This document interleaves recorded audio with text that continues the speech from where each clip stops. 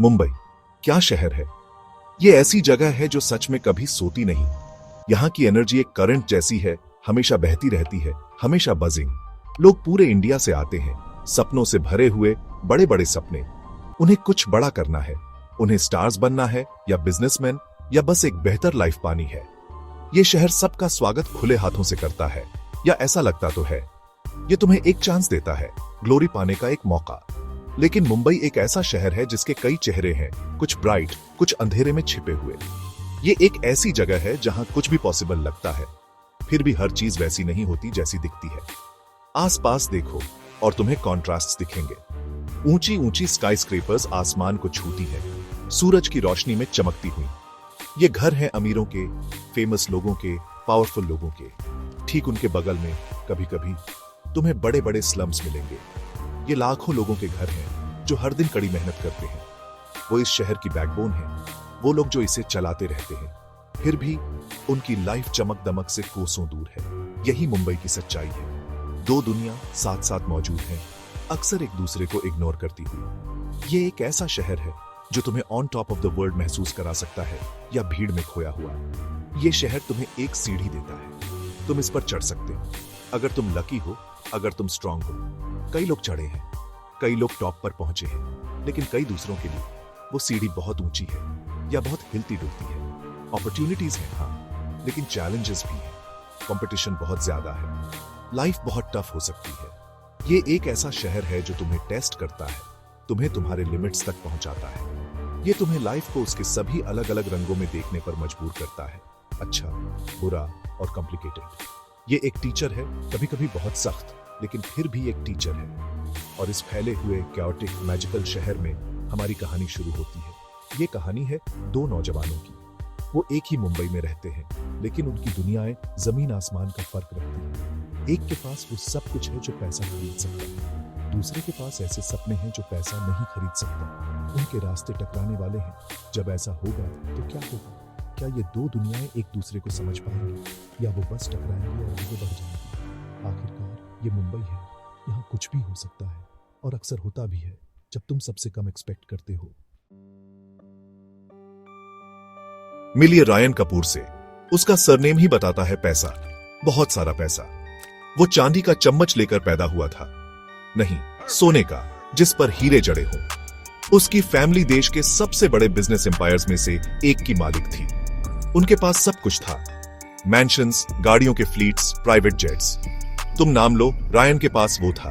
वो साउथ मुंबई में एक आलीशान घर में रहता था, जहां से समंदर दिखता था।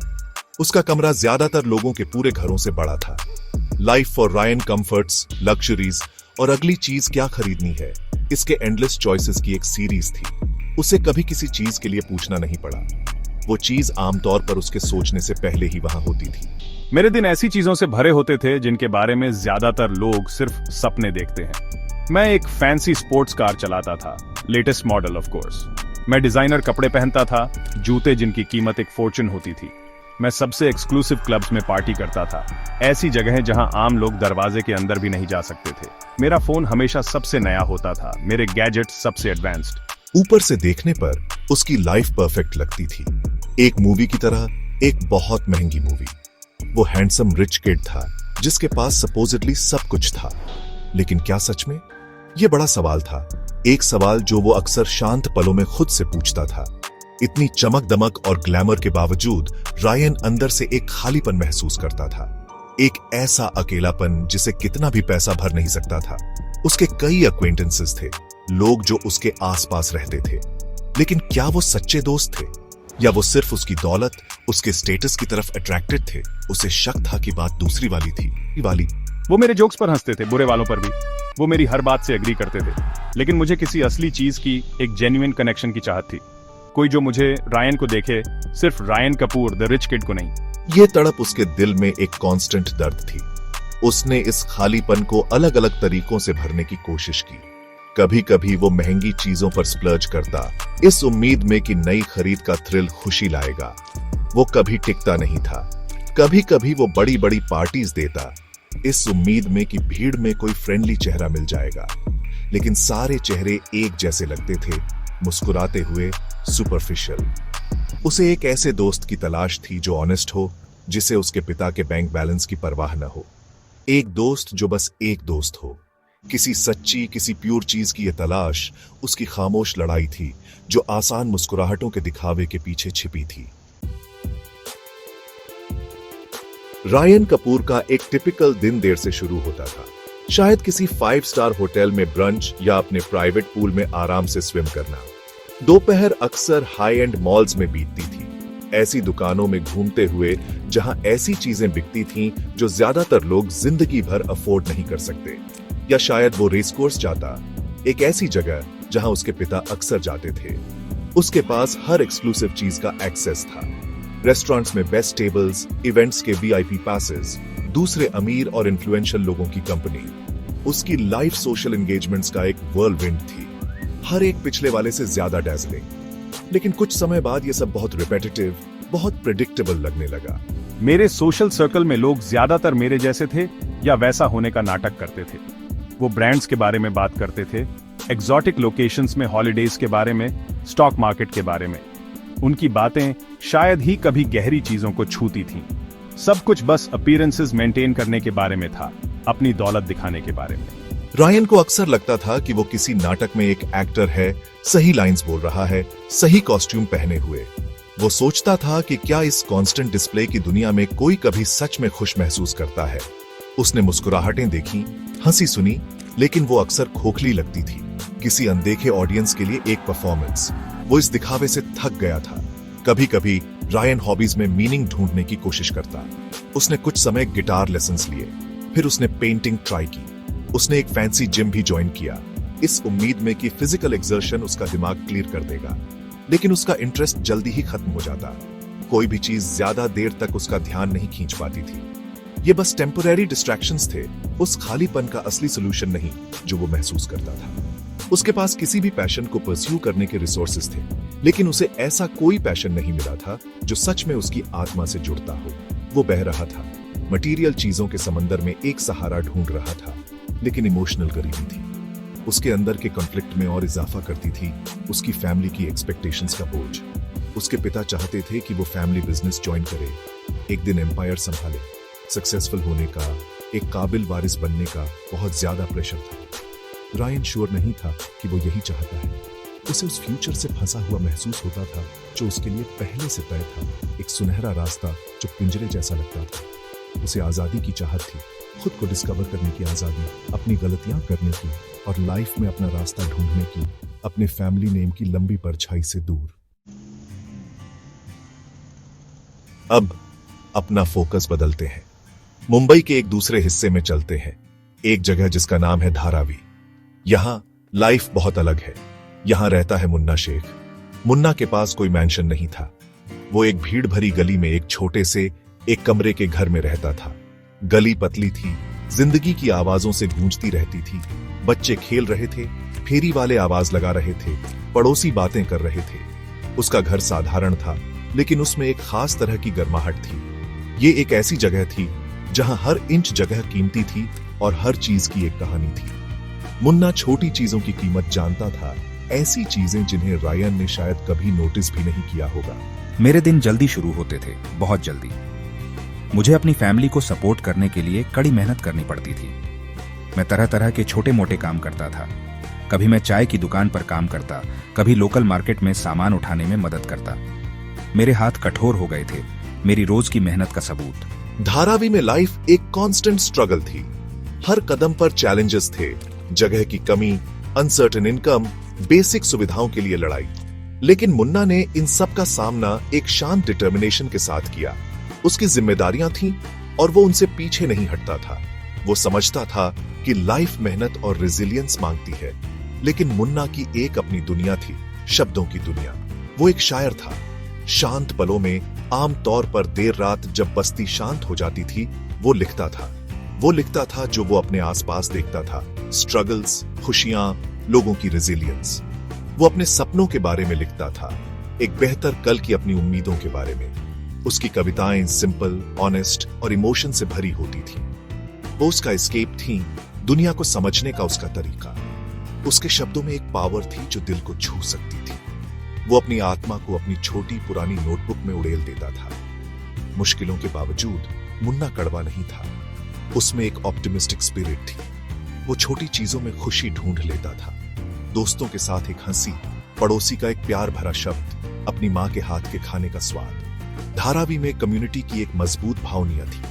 लोग एक दूसरे की मदद करते थे। वो अपने दुख बांटते थे और अपनी छोटी जीतें साथ में सेलिब्रेट करते थे। मुन्ना इस वाइब्रेंट ताने बाने का हिस्सा था। वो लोगों की अच्छाई में विश्वास करता था। उसे विश्वास था कि एक दिन उसके सपने और उसके जैसे कई और लोगों के सपने खिलने का रास्ता ढूंढ लेंगे। मेरे सपने फैंसी कार्स या बड़े बंगलोज के बारे में नहीं थे। वो सिंपलर थे, फिर भी गहरे थे। मैं एक ऐसे दिन का सपना देखता था जब मेरी फैमिली को अगली रोटी की चिंता न करनी पड़े। मैं अपनी छोटी बहन को एक बेहतर लाइफ देने का सपना देखता था। ये इंश्योर करना कि वो स्कूल जा सके और अच्छी एजुकेशन पा सके। मैं एक छोटे साफ घर का सपना देखता था जहां मेरी मां आराम से रह सके। दुनिया के स्टैंडर्ड्स के हिसाब से ये बड़े एम्बिशंस नहीं थे, लेकिन मेरे लिए ये सब कुछ थे।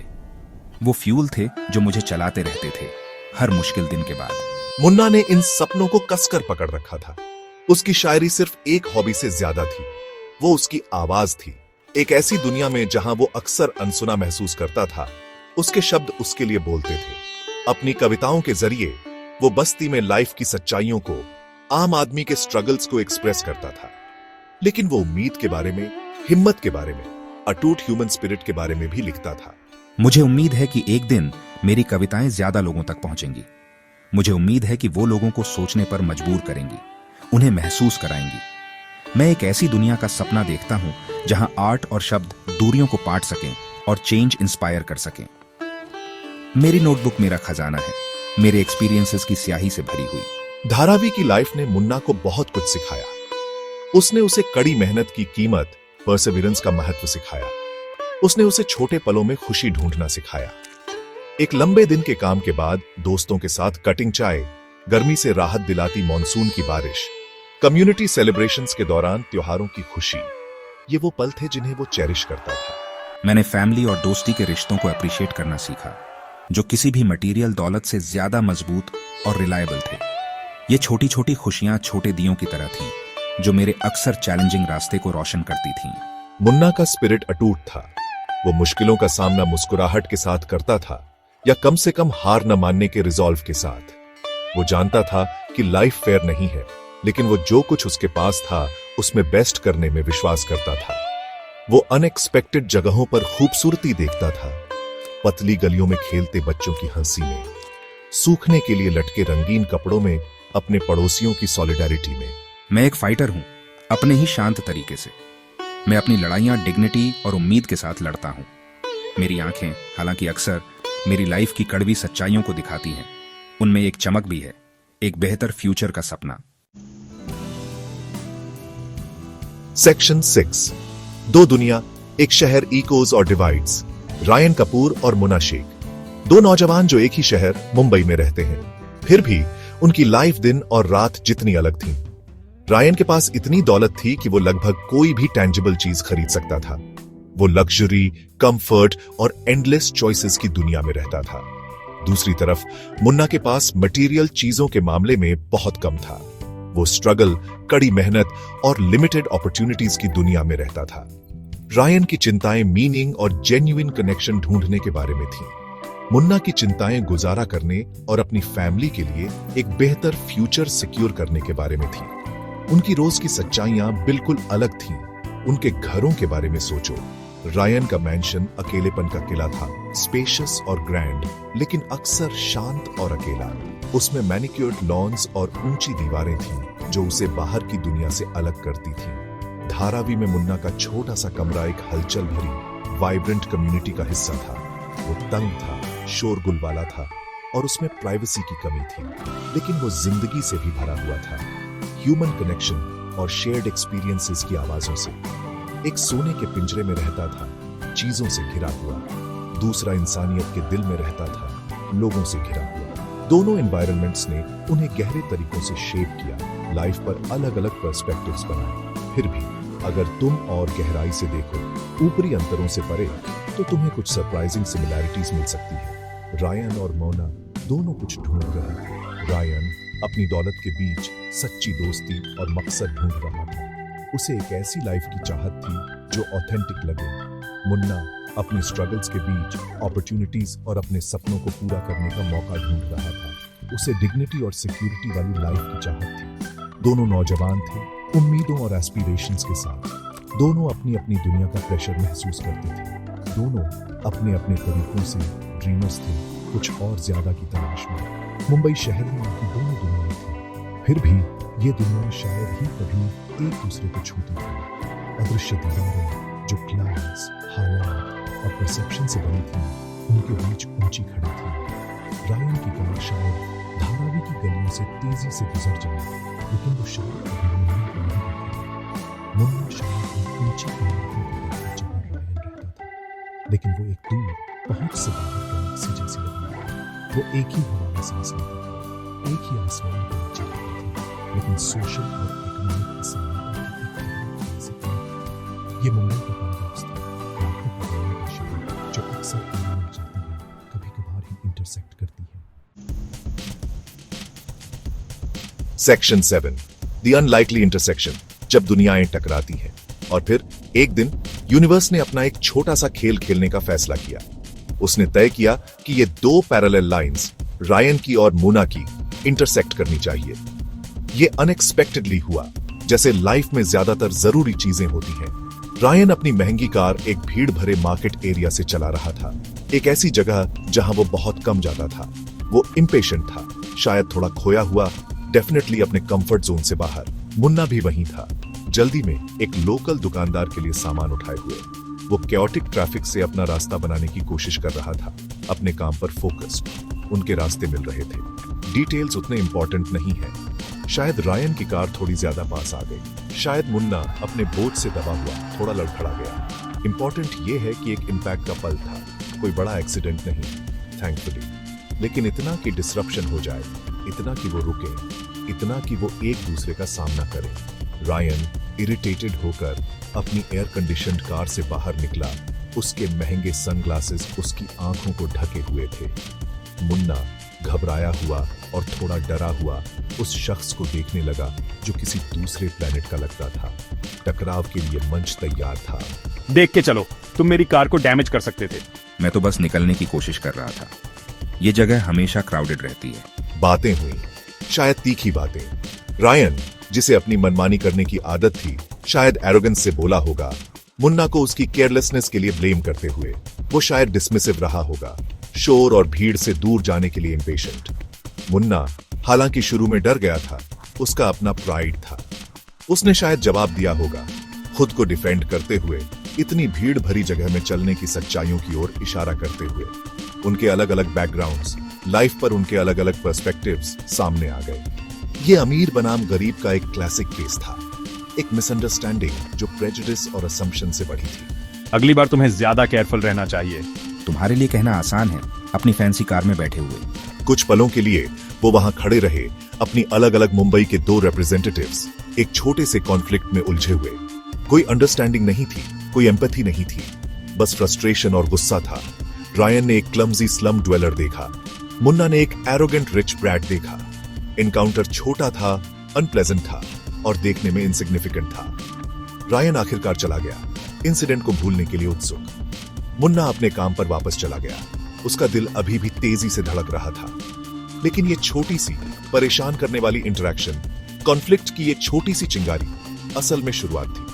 ये उन दीवारों में पहली छोटी सी दरार थी जो उनकी दुनियाओं को अलग करती थी। सेक्शन 8, बदलाव के बीच दिलों में हलचल। उस क्राउडेड मार्केट में वो अनप्लेजेंट इनकाउंटर एक निशान छोड़ गया। जितना रायन या मुन्ना ने शुरू में सोचा था, उससे कहीं ज्यादा गहरा। रायन के लिए इंसिडेंट शुरू में बस एक अनोयंस था, शहर के केओस का एक और एग्जाम्पल। लेकिन बाद में अपने बड़े खाली कमरे की शांति में वो याद उसके दिमाग में घूमने लगी। वो रूड था, डिसमिसिव था। उसने मुन्ना का चेहरा देखा, डिफायंट नहीं, बल्कि शायद थोड़ा हर्ट, थोड़ा प्राउड। पहली बार रायन ने कुछ अनकंफर्टेबल सा महसूस किया। क्या ये गिल्ट था? उसने अपने बिहेवियर पर, अपने क्विक जजमेंट पर सवाल उठाना शुरू कर दिया। शायद वो कुछ ज्यादा ही हार्श हो गया था। मुन्ना भी उस एनकाउंटर को आसानी से नहीं भूल सका। रायन की आवाज में एरोगेंस, उसकी आंखों में तिरस्कार, वो चुप गया था। इसने उसे उस बड़ी खाई की याद दिलाई जो रायन जैसे लोगों और उसके जैसे लोगों के बीच थी। लेकिन जैसे जैसे उसने और सोचा, उसे रायन की आंखों में किसी और चीज की एक झलक भी याद आई। क्या वो कंफ्यूजन था या शायद खोए होने का एक हिंट? मुन्ना, जो ह्यूमन इमोशंस के बारे में शायरी लिखता था, खुद को उस अमीर लड़के की लाइफ के बारे में सोचते हुए पाया। क्या इतना सारा पैसा सच में उसे खुश करता था या वो भी कुछ अनजानी लड़ाइयां लड़ रहा था? इंसिडेंट हालांकि नेगेटिव था, उसने दोनों के दिमाग में क्यूरियोसिटी का एक छोटा सा बीज बो दिया था। रायन अपने सोने के पिंजरे के बाहर की दुनिया को थोड़ी अलग नजरों से देखने लगा। उसने उन लोगों को नोटिस करना शुरू कर दिया जिन्हें वो आमतौर पर इग्नोर करता था। वेंडर्स, वर्कर्स, आम मुंबईकर। वो उनकी लाइफ, उनके स्ट्रगल्स, उनके सपनों के बारे में सोचने लगा। उसका अपना खालीपन और भी ज्यादा लगने लगा जब उसने मुन्ना में देखी रेजिलियंस के बारे में सोचा। उसे एहसास होने लगा कि उसकी दुनिया अपनी शान शौकत के बावजूद अविश्वसनीय रूप से छोटी थी उसे और समझने के लिए एक अजीब सा खिंचाव महसूस हुआ। मुन्ना के लिए एनकाउंटर असमानताओं की एक तीखी याद थी, लेकिन इसने अजीब तरह से दूसरी दुनिया को थोड़ा कम एलियन बना दिया। रायन आखिर एक नौजवान ही तो था, भले ही बहुत प्रिविलेज्ड। मुन्ना सोचने लगा कि क्या महंगे कपड़ों और एटीट्यूड के नीचे समझने में केपेबल कोई इंसान था। ये छोटी सी कंफ्लिक्टेड मुलाकात पहली लगभग नामालूम सी एक मोड़ थी, एक मोड़, एक ऐसा मोड़ जो उनमें से किसी ने नहीं मांगा था, लेकिन जिसमें उनकी लाइफ की डायरेक्शन बदलने की पोटेंशियल थी। कहानी अभी खुलनी शुरू ही हुई थी। सेक्शन 9, असली दौलत, समझ की सुबह। यह कहानी दो दुनिया एक मोड़, सिर्फ दो अलग अलग परिवेश के लड़कों से कहीं ज्यादा है। ये समझने के बारे में है कि लाइफ में सच में क्या मैटर करता है। क्या वो पैसा है, क्या वो फेम है, या कुछ और कुछ ज्यादा गहरा? रायन के पास दुनिया का सारा पैसा था, लेकिन वो खुशी ढूंढ रहा था। मुन्ना के पास बहुत कम पैसा था, लेकिन उसके पास सपने थे और एक रिच इनर लाइफ थी। उनकी एक्सीडेंटल मुलाकात हालांकि शुरू में एक टकराव थी, शायद उन दोनों के लिए एक नई तरह की एजुकेशन का पहला लेसन थी। लाइफ के बारे में एक एजुकेशन। एक्सपीरियंसेस ही असली टीचर होते हैं। अच्छे वाले, बुरे वाले, अनकंफर्टेबल वाले, वो सब हमें शेप करते हैं। रायन की शेल्टर्ड लाइफ ने उसे कड़वी सच्चाइयों से बचाया था, लेकिन इसने उसे दुनिया और खुद को समझने से भी दूर रखा था। मुन्ना की लाइफ कड़वी सच्चाइयों से भरी थी, लेकिन इसने उसे रेजिलियंस, एम्पैथी और ह्यूमन कनेक्शन की कीमत भी सिखाई थी। उनका ब्रीफ एनकाउंटर एक एक्सपीरियंस था, एक छोटा सा झटका जिसने उन्हें अपने लिमिटेड पर्सपेक्टिव्स से आगे देखने पर मजबूर किया। इसने उन्हें दिखाया कि एक पूरी दूसरी दुनिया थी जिसके बारे में वो कुछ नहीं जानते थे। ह्यूमन बीइंग्स के तौर पर हमारी सबसे बड़ी स्ट्रेंथ एक दूसरे से कनेक्ट करने की हमारी एबिलिटी है। इंसानियत ही असली दौलत है। ये किसी भी खाई को बांट सकती है, दौलत की, क्लास की, बैकग्राउंड की। जब हम दूसरों को समझने के लिए अपने दिल और दिमाग खोलते हैं, तो हम खुद को भी बेहतर समझने लगते हैं। रायन और मना दो अलग दुनियाओं से आए थे, दो दुनिया, लेकिन वो दोनों इंसान थे। दोनों के फीलिंग्स थे, डर थे और उम्मीदें थी। उनका सफर जो इस एक मोड़ से अभी शुरू हुआ है, इस साझा इंसानियत को डिस्कवर करने के बारे में होगा। तो आगे क्या होता है? क्या रायन और मना फिर मिलेंगे? क्या वो अपने शुरुआती प्रेजुडिसेस को ओवरकम कर पाएंगे? क्या एक मेंशन का अमीर लड़का और एक स्लम का गरीब शायद कभी दोस्त बन सकते हैं? ये बस एपिसोड 1 है। आगे का रास्ता लंबा और अनसर्टेन है, लेकिन एक बात क्लियर है, इस अनलाइकली इंटरसेक्शन ने कुछ शुरू कर दिया है। ये उन दोनों के लिए सीखने, ग्रो करने और ये डिस्कवर करने का चांस है कि कभी-कभी लाइफ में सबसे वैल्यूएबल चीजें होती ही नहीं हैं। वो कनेक्शंस हैं जो हम बनाते हैं और वो अंडरस्टैंडिंग जो हम बिल्ड करते हैं, एक बार में एक एक्सपीरियंस के साथ।